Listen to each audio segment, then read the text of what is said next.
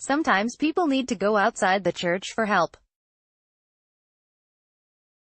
Photo by Margaret Downing. Mental illness is a real issue which haunts many people. However, there is one particular demographic that is consistently overlooked: those who are African American. Many African Americans have created a culture where they are taught to keep your business to yourself, and if you need help, then talk to your pastor or suck it up because no one has time to deal with your whining. In this culture, we have characters that we have created and mimic: the strong black woman who carries the weight of the world on her shoulder without help or reprieve, or the hard black man. He goes through life suffering in silence as to not further emasculate himself. These characters we seek to achieve are not real people. According to the National Alliance of Mental Illness, or NAMI, African Americans sometimes experience more severe forms of mental health conditions due to unmet needs and other barriers.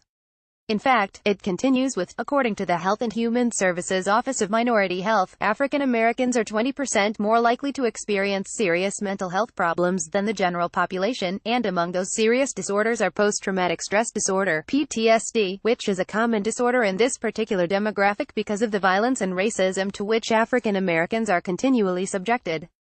There is a heightened sense of paranoia among this demographic.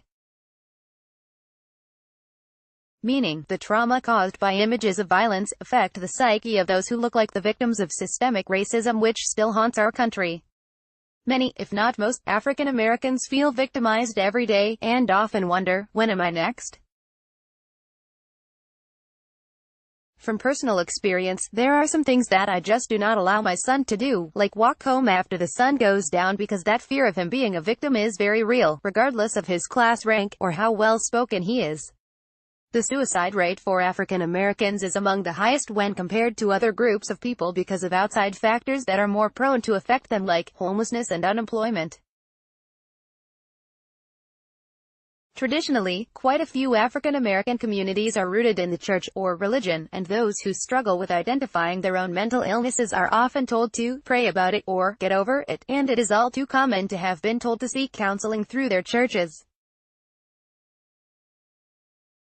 Elizabeth Lyons, LPC of the Adolescent Center. To that Elizabeth responds, if God knew that all they had to do was come to him, then why have therapists here in the now to help them? In most cases, there is no response to her query. She urges, if your religion suggests that he will provide all of your needs, then he has provided what you need, a therapist. The bigger issue is the lack of education surrounding mental illness in the African American communities. Most are reluctant to seek help because the stigma is, I'm crazy, and when considering medication, the issue often arises about the concern of being a zombie, which Elizabeth responds with, neither of these true. You cannot pray away PTSD, major depression, or suicidal thoughts. They are not demons. If you know someone who you feel may be suffering silently, don't just call or text them, urge them, seek help, and hold their hand and reassure them that they are not alone. I am neither the Antichrist, nor am I anti-religion, but there is a serious epidemic in our communities, and sometimes the resolution lies outside of the church.